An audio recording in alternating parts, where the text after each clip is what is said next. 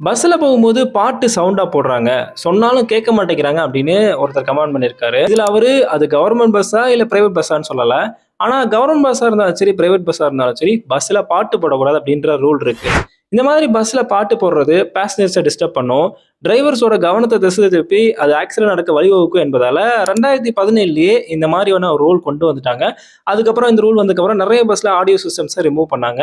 ஆனாலும் இப்பவும் அங்கேயும் இங்கேயும் பஸ்ல பாட்டு போடுற கல்ச்சர் இருந்துட்டு தான் இருக்கு. கவர்மெண்ட் பஸ்ல கூட இருக்கு. ஆனா கவர்மெண்ட் பஸ்ஸ பொறுத்தவரைக்கும் என்னன்னா, பிரைவேட் பஸ் அளவுக்கு பெரிய ஆடியோ சிஸ்டம் இல்லாம சின்னதா ஒரு ஸ்பீக்கர் வச்சு மைல்டா லைட்டான சவுண்ட்ல வந்து பாட்டு போடுவாங்க. அது யாரையும் டிஸ்டர்ப் பண்ணாது. பட் பிரைவேட் பஸ்ன்னு வரும்போது ஓவர் சவுண்டா இருக்கும். வெளிய கேட்கிற அளவுக்கு பஸ்ஸோட சவுண்ட் இருக்கும். நெறைய பேர் இத எக்ஸ்பீரியன்ஸ் பண்ணியிருப்பீங்க. ஆனா ரூல்ஸ் படி இது தப்பு. இத நம்ம என்கரேஜ் பண்ணவும் கூடாது.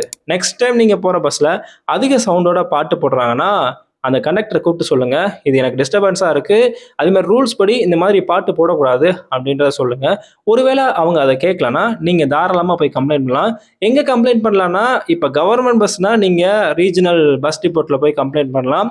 இல்லன்னா பிரைவேட் பஸ்ஸா இருக்கும்போது நீங்க ஆர்டிஓ ஆஃபீஸ்ல நேரா போய் கம்ப்ளைண்ட் பண்ணலாம். அப்படி கம்ப்ளைண்ட் பண்றதுக்கு நீங்க வந்து அந்த பஸ்ஸோட நம்பர் தெரிஞ்சுக்கணும். அதே மாரி அந்த பஸ்ஸோட ரூட் எந்த ரூட்ல அது போகுதுன்றது தெரிஞ்சுக்கணும்.